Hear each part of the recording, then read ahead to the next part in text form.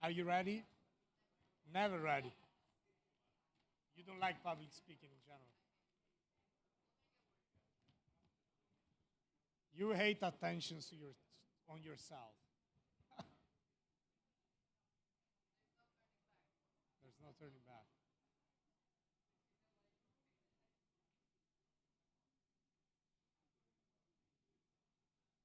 Siamo pronti? Sì.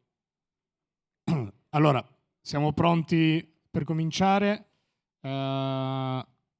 Benvenuti. We're gonna switch in English because we're gonna have this conversation in English, right? Confirmed. First of all, thanks to Denza. We're here. You know what they do. You know the products and the plans of the brand, and you're gonna have the occasion later to test a little bit and see the experience they're gonna offer. But most of all, Denza has some kind of values, let's say, and some kind of topics that are in line with the brand. So when you speak to them, they always come back with words like design and elegance and technology, but also the experience. So they try to build up together with us at Condé Nast a series of panels around different topics. All this to say that we are here with Denza, but we're not going to talk about cars today. We're going to talk about images, we're going to talk about art, we're going to talk about producing culture and pictures and films in this really interesting but weird and difficult transforming moment and era. So I'm going to have two guests with me. I'm happy to introduce them to you now. We have Agata, Serge. You can please join me on stage. Hi. Agata, she's Polish, but she's based in New York. She's very international. She's a great photographer, most of all about fashion, but also art, personal projects. And she has an interesting point of view on the topics we're gonna talk about today. So now you have to highlight your interesting point of view. And no need for introductions. We are very happy to have with us today Gabriele Muccino.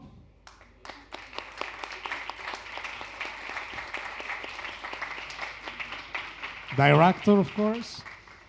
So happy to have you here with us. Thank you very much. And okay, so we had an amazing team working with us on the panel and the questions and everything. So thanks to all the people that worked with us and for us in this conversation. I'm not really good in following scripts in general. Me neither. You neither? Yeah. You have to. Well, you picked the right guy. Okay, so anyway.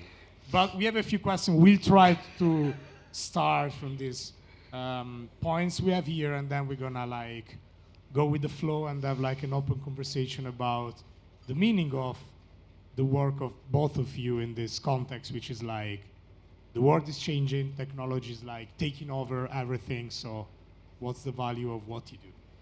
This is why I would start from this question, which is in this era and world of very digitalized environment, so things of streaming or AI or everything we see, or the way we also consume contents, what remains essential in crafting meaningful photographic and cinematic experiences?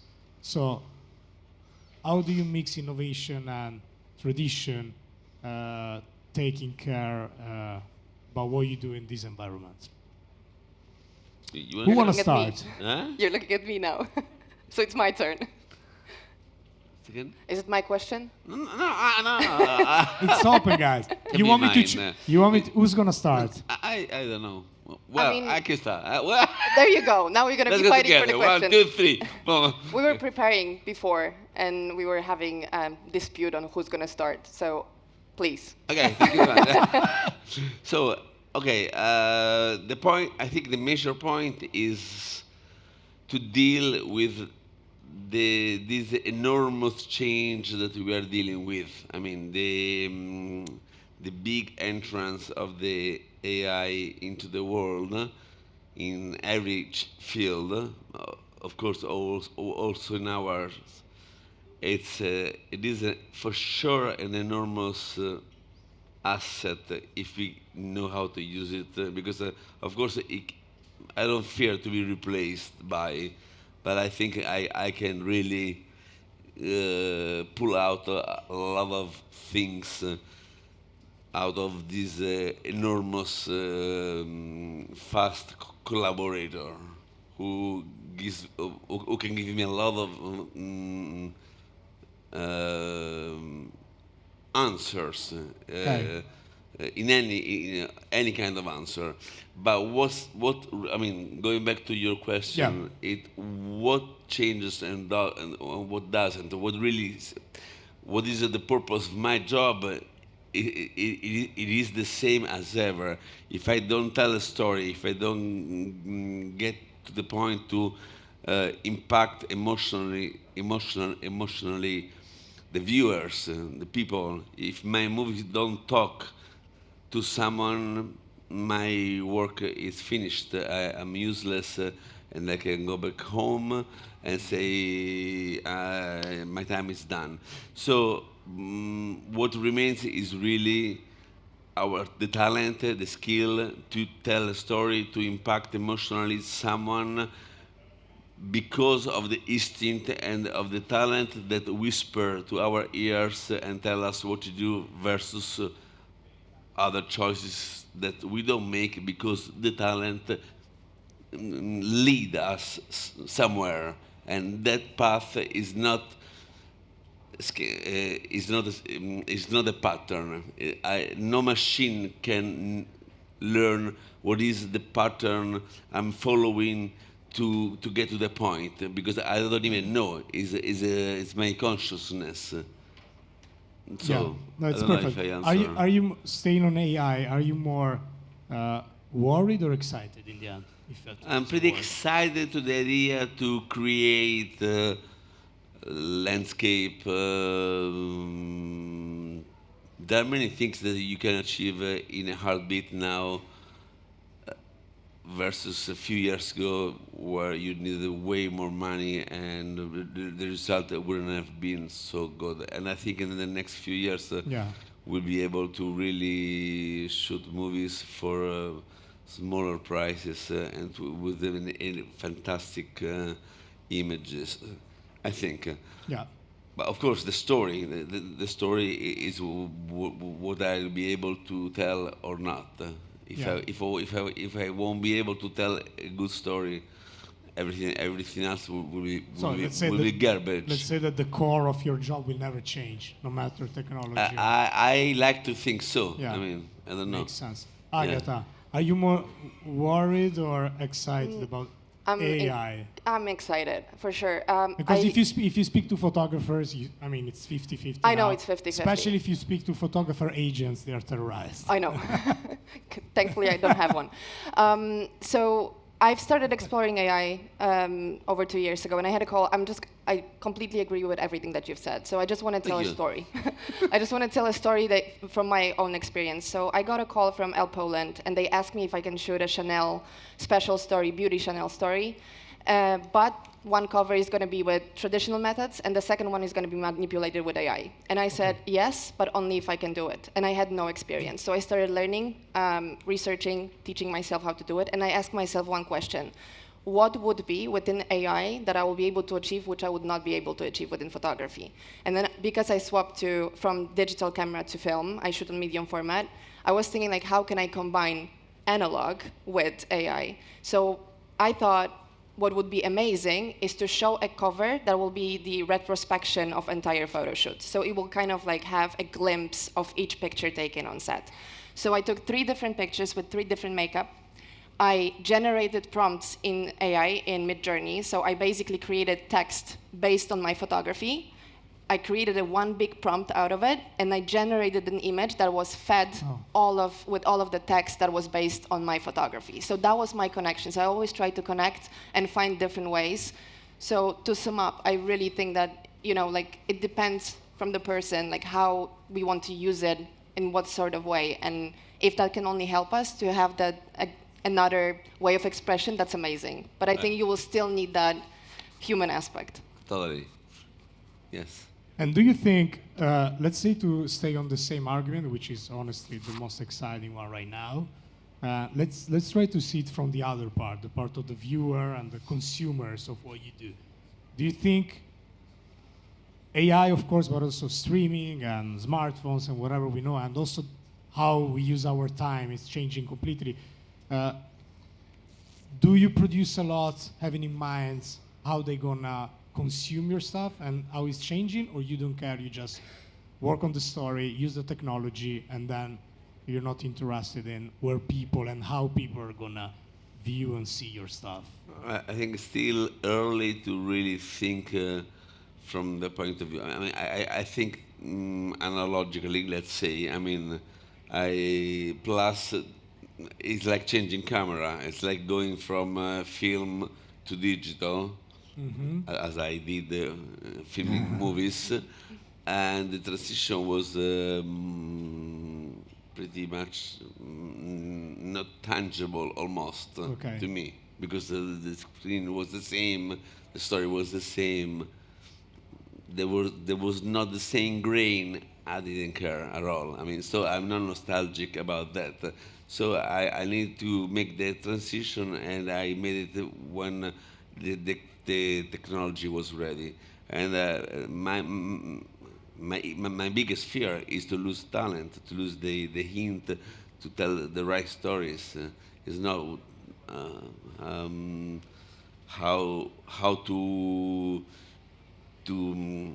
handle all those tools, because it's not like I'm a baby in a toys shop and I have to pick toys. I need to do my job, and eventually there is a toy that helps me to do that. Am I answering to your question? Yeah, you answered to my question. And do you have in mind the preferred way for people to see your movies? Or you don't care? Cinema, TV, smartphones. You're gonna project movies in the walls at some point. No, I mean, or you care? No, I care. I care. It's clear that when I saw thousands of movie theaters filled with people, it was a phenomenal, priceless experience. I need to realize that type of distribution of I'm talking especially about American movies is not going to be happening again, because times are changing. So I hope they have the biggest television possible, and they don't see it on iPhones, on telephones. But I can't help if they do it. You know what I mean? I mean the everything is shrinking so much. The attention span, the idea to see a movie on a screen like that is unthinkable, unacceptable, but I can't help it. So I have to, to swim with the current of the river. Wow. I cannot do anything otherwise against. Makes totally sense. Agata, your point of view on this? I will have to probably go back to the question, just so I can answer it properly. Yeah, the question is, you told me about that you're more excited and scared using AI in these tools. For sure. And now I'm asking, the technology is also completely transforming the way people consume your pictures, okay? Well, we are bombarded with media all the time. So especially, I mean, like motion takes a bit longer time. People can emotionally attach to it. Within photography, most of the time, it's either they look at it in a magazine and then it's just like scrolling very quickly, or it's scrolling through Instagram. Sometimes, exhibitions, which people can resonate a bit more. That's what I'm preparing for right now, and I'm hoping to get that feeling. But I think it's just a glimpse of an eye most of the time. Okay. Wow. I think it's a really... Now I'm going to ask you a question about this, and also maybe the reason why we are here. I don't think there's an easy answer to this, but I think it's the whole point of the conversation. Your approach shows very well why visual arts in general are so like ahead in adapting. No, it's because talents like you are more focused on ideas and stories, and they don't feel this like duel between the past and the future. They're not interested. They're very interested in the core, and what Gabriele Muccino said before, that my obsession is the stories to maintain my talent, and also what you were saying before, put the visual arts always on the edge of change, man, no? So I know that all these industries here, like technology, cars, they always come back to us as visual producer of images and art, and try to understand from us how we are so like able to adapt ourselves in this ever-changing environment. So do you think there's a lesson we can teach to other industry from your industry? Like if a car brand or any other technology brand comes to you, Gabriele, and asks you, can you suggest me how to change the way you are doing it? Would you have something to say them or not? Yeah, I don't know if the question is clear. Eh? It's clear, the question, yes. Yeah. Okay. No, it is. No, I believe that my answer will be keep it simple. I mean, if I've been thinking often why the sense of beauty never changed in the human history. I mean, what was beautiful 2,000 years ago is still beautiful today. Was ugly back then is ugly today. You know, it's kind of an interesting question, and I did some research, and at the end of the day, beauty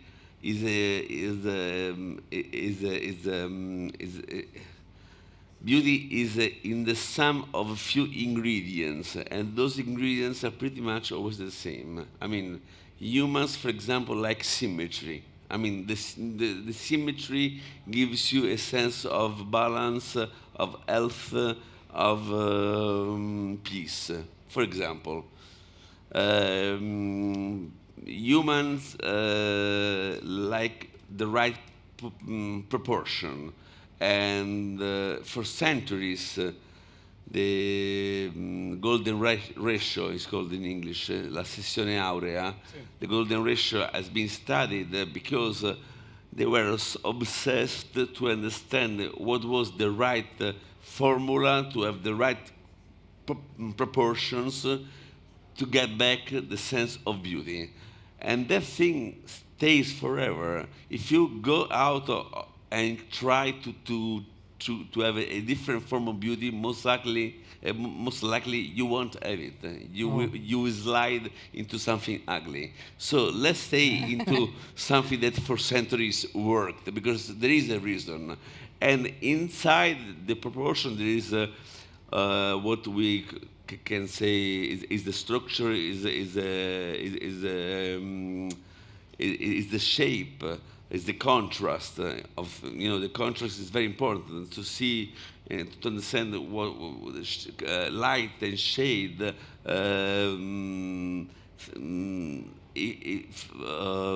what type of if we are familiar with the shape of what we are seeing, we already feel a little bit more comfy. We feel like we recognize the shape. We don't know why, because of course all this is a work that our consciousness does for us. Yeah. But there is a familiarity with certain shapes and forms that comes from far. I'm really from far away. Of course, the culture impacts. Being Mediterranean, being impacted by all the culture that went through the Mediterranean from the Greek and Roman Empire throughout the Renaissance, throughout the Romanticism, etc. I mean, of course, we are filled from music to Architecture. architecture, to paintings. We are so filled of things that grew a sense of knowledge that, of course, we recognize certain things based on what we are being raised by. I believe in different regions might be different, will be for sure. For this part of the world, most likely, yes, we have certain parameters. But at the end of the day, a beautiful car in China, it sounds beautiful in here, but because probably it responds to certain criteria that I mentioned before. I Yeah. mean, the right proportions, is elegant. Why? What is elegance? Elegance probably is a feeling. I mean, you feel like you are witnessing something that impacts you, that impacts your feelings, and if those feelings get impacted in a good way, you feel in a good place, and most likely you can relate to that object, saying that that's elegant, that's nice, that's cool, I like it, I feel good around it. So basically, it's about feelings, everything. Wow. This was a really good lesson, guys. Agata, do you still remember the question or not? Because I want you to... No, I do. I mean, Yeah. like, I agree again with everything, obviously. I mean, like, everything what you've said is just so beautiful. And I think what I love the most, what you've said, is that what has been beautiful before, it's beautiful now. I mean, like, that's very true within your work and within my work. I agree completely. Absolutely. The only- Incredible, right? Yes, and that's like, my photography is like very simple. It's classical. I know. There is not a lot of, like, you know, extended hair, extended makeup. It's just like purely the visuals. Like, most of the time, something that you will be able to observe on the street. That's what I'm interested in, and that's what I love. And I think this is the only thing that we can probably teach, that is looking for the realness, the rawness, the natural, not trying to do too much, because that, more or less, basically. Okay.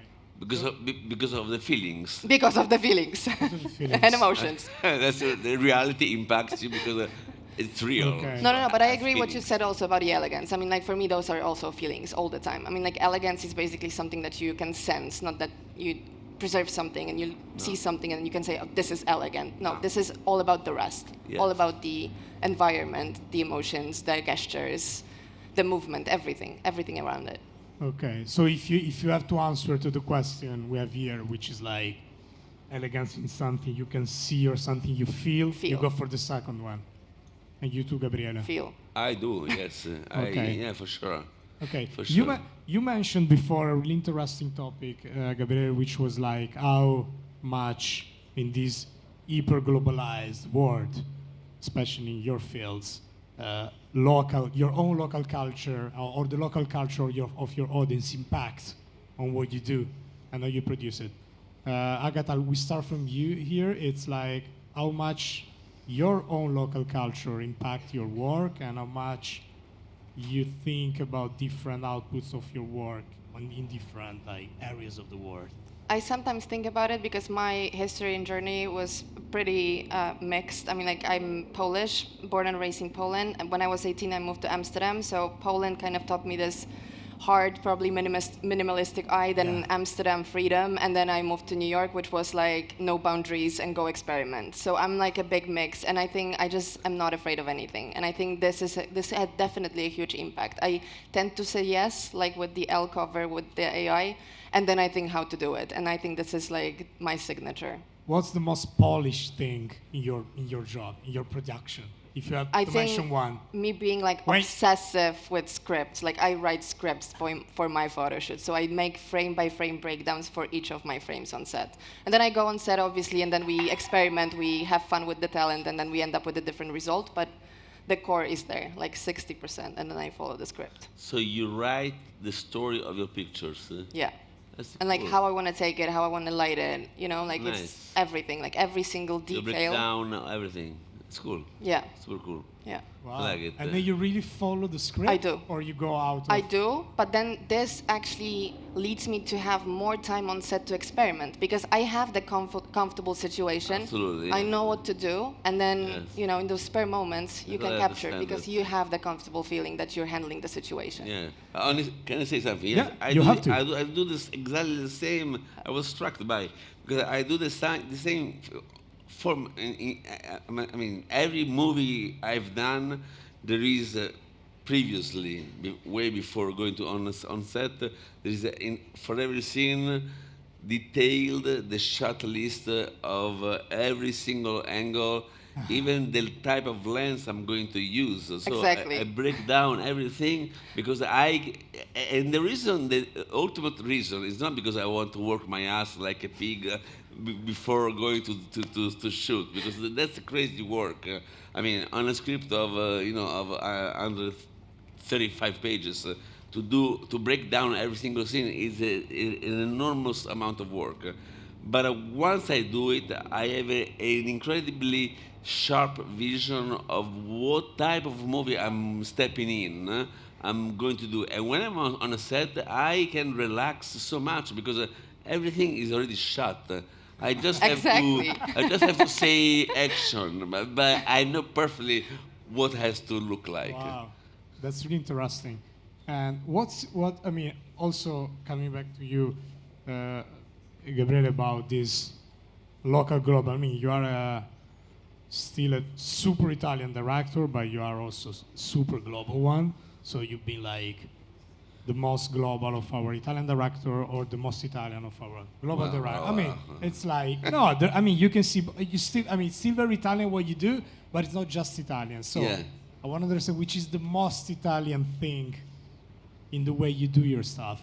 When you think about it, you say, okay, this is so Italian. But I wanted to dream. I mean, I started dreaming to become a movie director, watching movies made in the 50s in Italy. That so-called neorealism, Italian neorealism. Those movies to me spoke too much. That pretty much. I mean, then they spoke to Americans in the 70s in America. They had a great cinema, but we invented literally a new way to portray life in cinema, and we did it so well for at least 30 years that those are my origins, and I keep going back there. And when I did my American movies, especially for the very first one, which was inspired to Bicycle Thief, which was an Italian masterpiece. Yeah. So I was literally going on an American set, thinking daily to the Italian masterpiece, because there was the perfection, and I wanted to try to have the same perfection on an American story, and that was my inspiration. I wasn't trying to mock American cinema at all. That's a really good answer, I think. I don't know. No, it's true. No. It's very It's a true. really good answer. And another question inspired by our amazing team that work with us on this panel. It's like there are a lot of images, no? A lot of films, movies, short, long, pictures. Everybody's a photographer, everybody's a director. I mean, the things that we all know.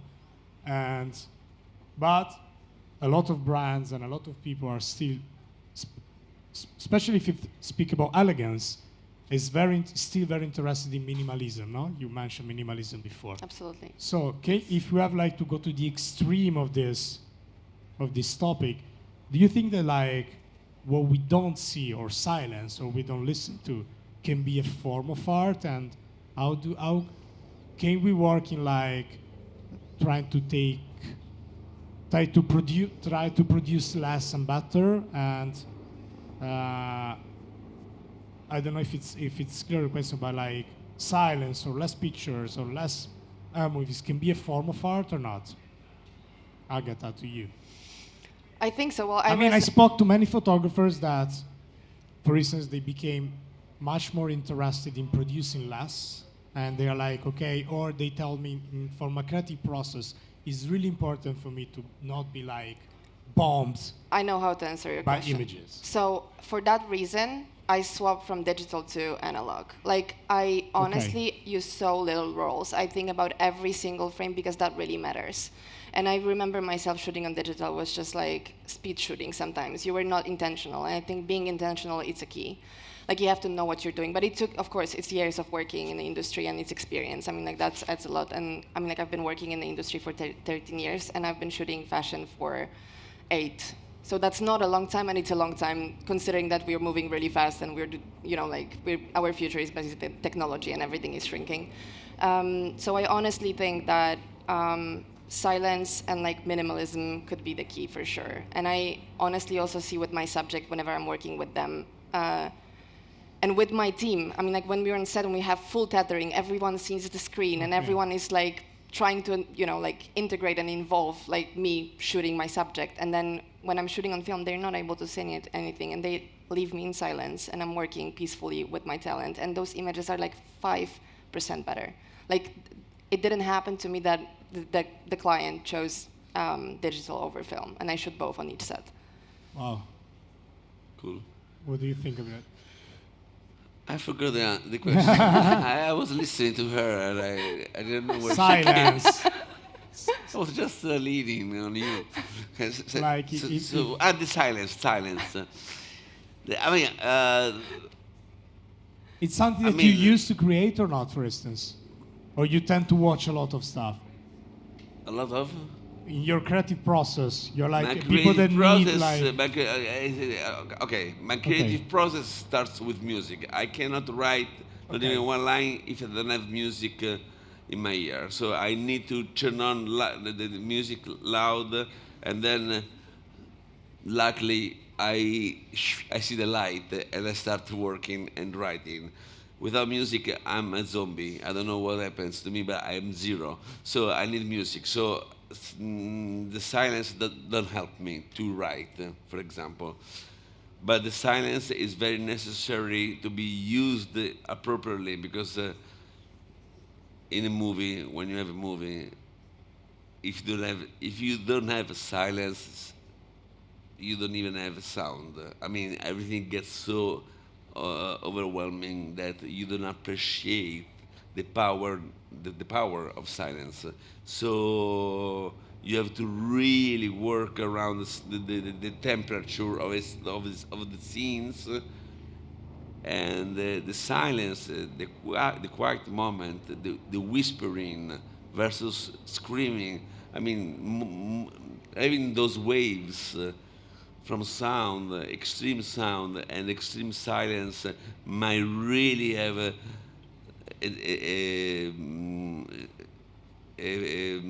might really give fuel, gasoline to your engine to spark the story and to really make people feel that they are witnessing something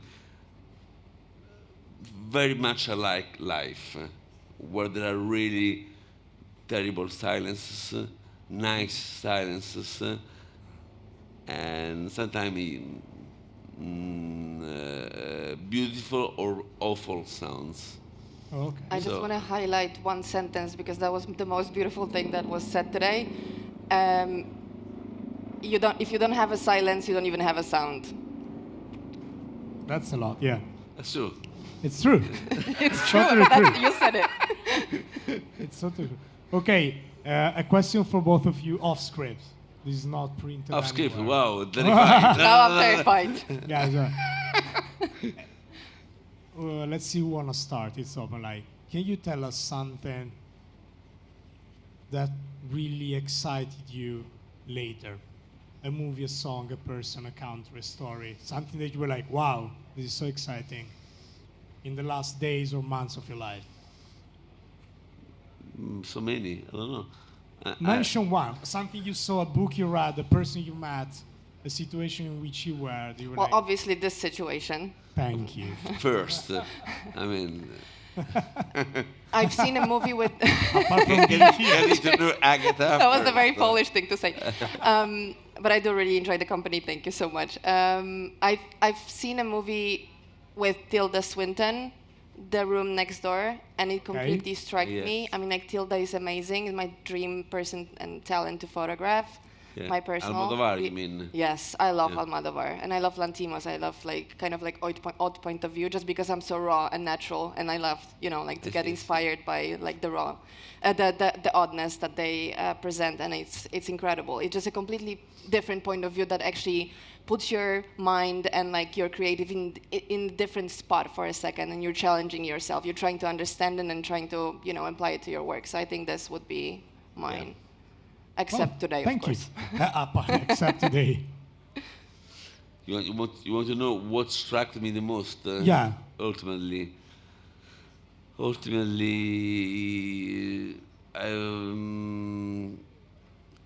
don't want to be so banal, but honestly, that fucking TV series, Adolescence, for a filmmaker, is really something that puts you in a place where you really think, okay, I really need to start over again, because what they achieved in the show, it's for somebody like me who does long sequences. So I'm very familiar with long sequences, etc. But what they achieved, performances-wise, extras, coordinations, camera work, technical obstacles to overcome. I mean, that thing is pretty much unseen, because it has nothing to do with many other great movies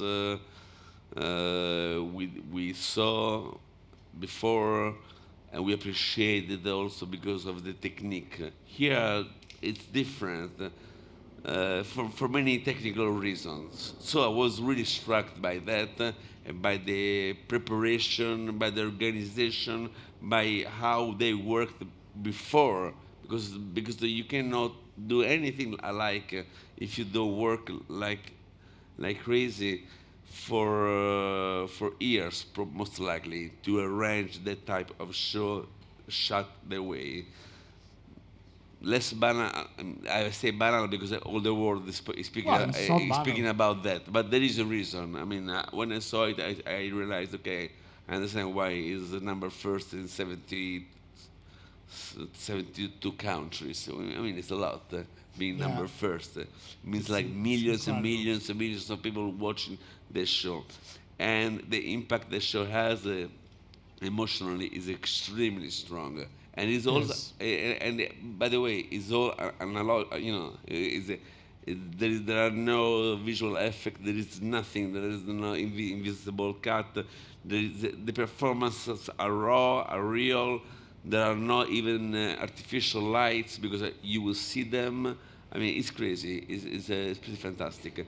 There is another show, an Italian one. It's called L'arte della gioia, Yeah. the art of joy, which I Sì. really loved so much. I think it has grace and beautifulness, which I really enjoyed incredibly, very much. Thank you. So a movie and a couple of TV series.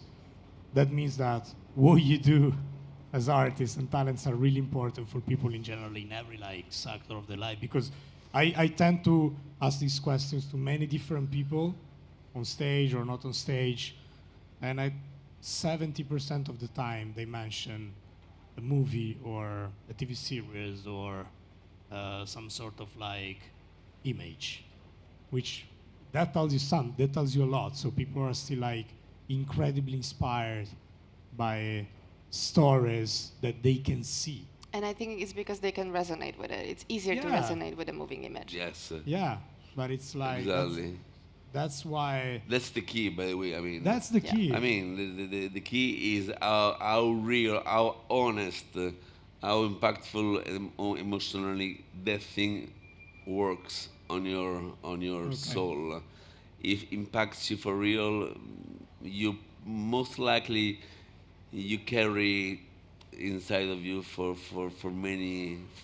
a very long time. Yeah, I mean, yeah. there are movies I've seen when I was 12, a dramas movie, and they built the human being I am. So movies are an incredibly strong experience that allow you to explore different world that somewhat become the world that you are living in. Wow, You grasp them. really interesting. Are you enjoying the conversation, guys? You are? People are always scared. I'm not part of this. I don't want to be part I of don't know. Well, I'm not here. I don't know what you're I saying. don't exist. We're usually not on this side as well, so like it's. Well, but you're very good, guys. It's speaking about another question. Then we are arriving at the end of our conversation. Speaking about again this innovation and tradition, that I know it's something that our friends at Denza really care about. Is there something? I mean, you told me that was beauty in the still beauty, or was beauty in the past is still gonna be beauty in the future, which so. But is there something that changed in you, or something that you used to do and you don't do it anymore, or a point of view that changed, like something you were doing you're not doing anymore, something you were believing in and you don't believe in it anymore? I think every day. Every day, No, wow. no, I'm joking. I of mean, course. you have artists that say, no, my point of view is always the same. I'm No, coherent. I have my routine since like 30 years. But there are people that say, okay, I completely rethought the way I produce my art. And I was believing in something that I find it so stupid now, for instance. That's why I made a joke, because before when I was shooting digital, I thought this is my visual medium and I was completely fine with it and I didn't need the change. And I didn't, quite honestly, at that point, I didn't really have a lot of knowledge. I didn't know what I was doing. I was not intentional with my photography. The moment that I swapped to film, which was quite honestly coincident, it's another person that inspired me deeply. And it completely changed my point of view. Right now, I'm not only shooting on negatives, I'm doing my own handprints. I'm scanning them, and I'm, like controlling the entire creative process, especially for my editorials and covers. I mean, like commercial work is a different story, but I mean, like I am so attached to it that I think that my point of view from back then was not correct, even to that point that I don't agree with my past self. Very clear answer. We didn't prepare this at all. What about you, Gabriele? No, I mean, what I learned making movies that I every time I did some form of compromise, I didn't do a good job. Every time I thought that something was easy, it turned out it was the hardest thing. So now It sounds like my life as well. Huh? It sounds like my life too. Like, Sounds like my life too. Same story. I have a same really? story, honestly. Every Okay. single time. Whenever I do a compromise, always goes bad. Always. Yes, when you hear somebody suggesting something to you and you want to be graceful, and you say, okay, well, I can do that. Then you adapt. Bang! It's a bomb. Like no, I need to. Oh, I need. Sometimes it's difficult because I have a for me, it's difficult to say no. Who is financing a movie, Okay. which costs maybe $9 million, euros? It's very difficult. If they say, yeah, why don't you do that? Yeah, why not? And then I make a mistake. I did that type of mistakes, and now I'm more and more careful. Don't make compromises. And also, secondly, really, don't not take anything for granted. There is never a movie that is going to be easy. When you think they're easy, they come cheap. When you think they're hard, Yeah. you're carrying fear on a set, the fear to fail on a set, and most likely you will make a better job. So you need to be scared a little bit to a certain level to what you are about to do. If you feel okay, that's good, you are walking on a very thin ice, and suddenly you fall in the iced water and you die, and you say, why? Everything was so sunny and clear, but you're dying because you didn't realize that the ice was very thin suddenly. So, yeah. I Wow. resonate with everything you've said, honestly. Really? Yeah, I'm working on a personal project right now, and this is the story. Okay. This is the story, more or less. Wow, that's interesting. I think we are almost at the end. If I have to do my job and say which are the 4 bullet points that come out from your really interesting conversation, I would say make it simple. It's really important. Yeah. Beauty is forever. Yeah. Can be another one. Maybe technology can be a really good friend of talent if you have talent. Yes. And change is good. Yes. Yes. Are we okay Good. with the 4? We're happy with that Are summary. we okay? An applause for Gabriele Muccino, Agata, Serge. And you were so lucky because we're not asking you to like make questions to them, which is like something also is relieving for audience. I think now our friends from Denza are like taking the stage, right? Yes. Okay, we can leave the stage. Okay. Thank you again. Thank you Thank so you, much. Gabriele. Thank Grazie. Agata. Thank Denza. Bye.